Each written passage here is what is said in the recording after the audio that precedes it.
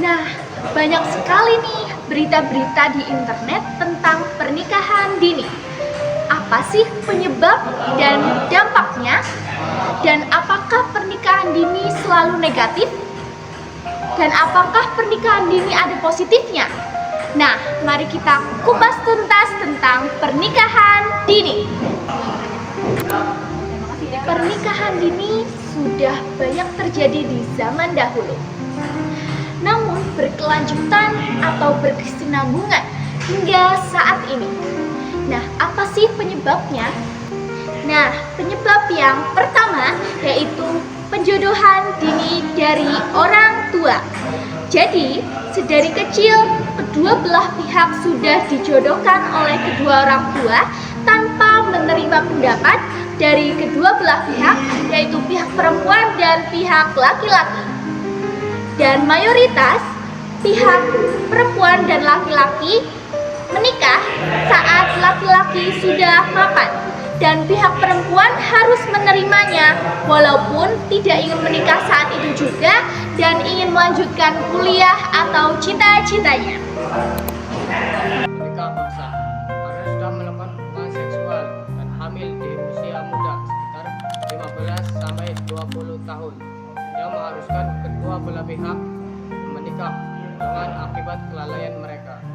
Dan yang ketiga, faktor ekonomi dari pihak perempuan. Karena nih, pada beberapa orang tua lebih memilih anak perempuannya menikah lebih dini dengan seorang laki-laki mapan yang dapat merawat anak perempuannya dengan makanan yang cukup, kehidupan yang lebih layak, dan baju yang lebih baik.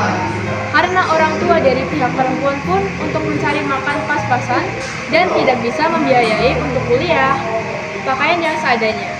Sehingga satu-satunya jalan yang dapat orang tuanya pilih agar anaknya lebih bahagia adalah pernikahan dini.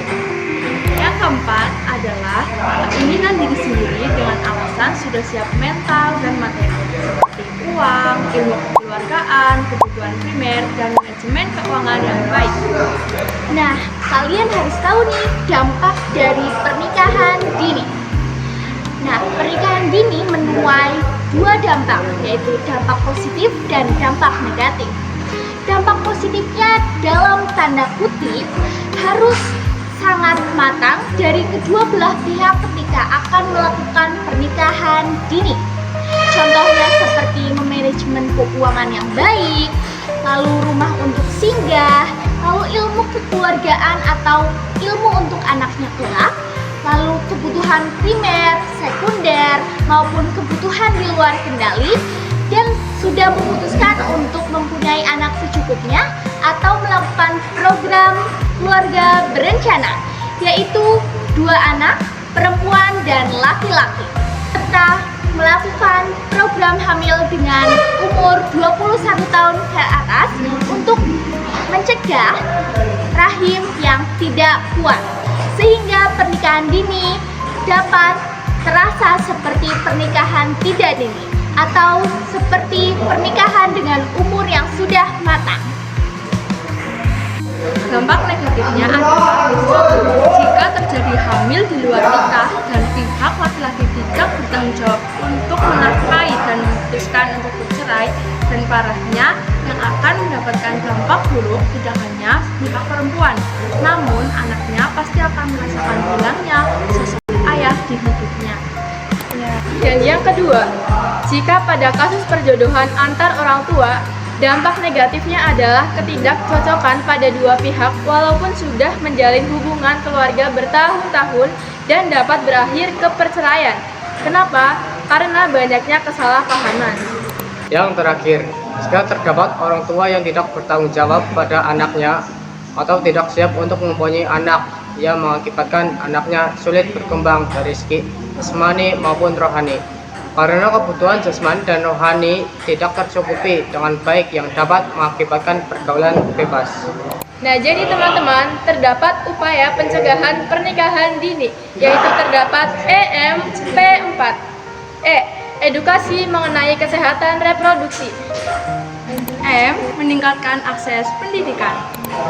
P1 yaitu penyuluhan kepada orang tua dan masyarakat. P2 yaitu penegakan hukum. P3.